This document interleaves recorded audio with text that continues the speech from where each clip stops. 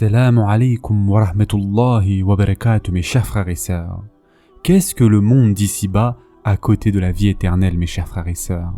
Yani, peu importe que la vie en ce bas monde ait été longue ou courte, cette vie devant la vie éternelle n'est en réalité qu'un grain de sable.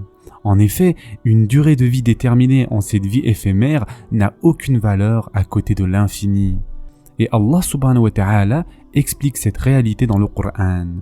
Et en effet, Allah subhanahu wa ta'ala dit, il dira, combien d'années êtes-vous restés sur terre? Ils diront, nous y avons demeuré un jour ou une partie d'un jour. Interroge donc ceux qui comptent.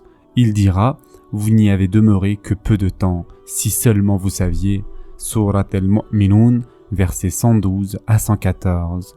Dans un autre verset, Allah subhanahu wa ta'ala dit, le jour où ils la verront, il leur semblera n'avoir demeuré qu'un soir ou un matin. Surat An-Naziyat, verset 46. Le messager d'Allah, sallallahu alayhi wa sallam, afin de faciliter la compréhension humaine, fait cette comparaison sur la durée, la valeur et la taille de l'au-delà. En effet, le prophète, sallallahu alayhi wa sallam, a dit « Je jure par Allah, la vie d'ici-bas, par rapport à celle de l'au-delà, est comme si l'un d'entre vous trempait son doigt dans la mer, qu'il regarde alors ce qu'il en ressortira. » Et ce hadith a été rapporté par Muslim.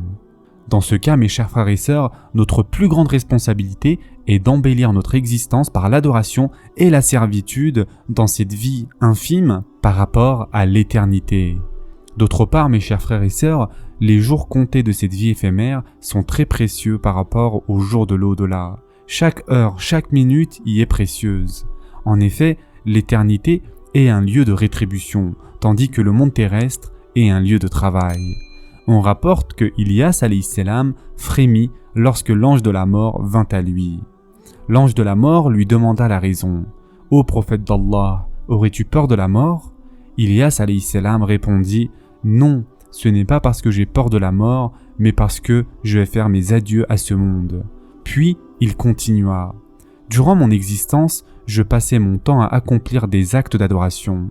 Je tâchais d'adopter un bon comportement, recommandais le convenable et interdisais aux gens le blâmable. Tous ces états étaient ma source de paix, ma raison de bonheur et d'enthousiasme. Après la mort, je ne vivrai plus ces délices et ces saveurs, et je serai tel un otage dans ma tombe jusqu'au jour du jugement. » Un jour, mes chers frères et sœurs, Amir ibn Abdul Qais radiyallahu anh, qui était un tabi'in, commença à pleurer quand il sentit la mort arriver. Les gens lui demandèrent « Pourquoi pleures-tu » Il répondit « Je ne pleure pas par peur de la mort, ni par estime envers les désirs de ce bas monde, mais je pleure car je vais désormais être privé de jeûner les jours de grande chaleur et être privé d'accomplir des prières nocturnes, c'est-à-dire de tahajjud. » Mes chers frères et sœurs, sur la vérité d'acquérir le bonheur éternel en ce bas monde, Junayd al-Baghdadi a dit « Je n'échangerai pas un jour de ce monde contre 1000 ans de l'éternité. » En effet, les notions de perte et de gain sont de l'ordre de ce monde. Dans l'au-delà, ces notions sont caduques et aucune action ne pourra être entreprise pour gagner le salut.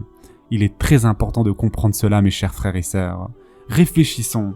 Si Allah Azza wa Jal nous donne une vie de 1000 ans par exemple, qu'on naisse en l'an 1000 et qu'on meure en l'an 2000, même si durant cette vie, nous vivons dans la fortune et le luxe, nous goûterons tôt ou tard à la mort. Donc, quelle que soit la longueur de notre vie, à côté de la vie éternelle, celle-ci n'est qu'un chapitre éphémère de notre vie. Alors, soyons raisonnables et travaillons pour l'éternité. Ce sera tout pour aujourd'hui. En attendant, prenez soin de vous mes chers frères et sœurs et à très prochainement, Inch'Allah.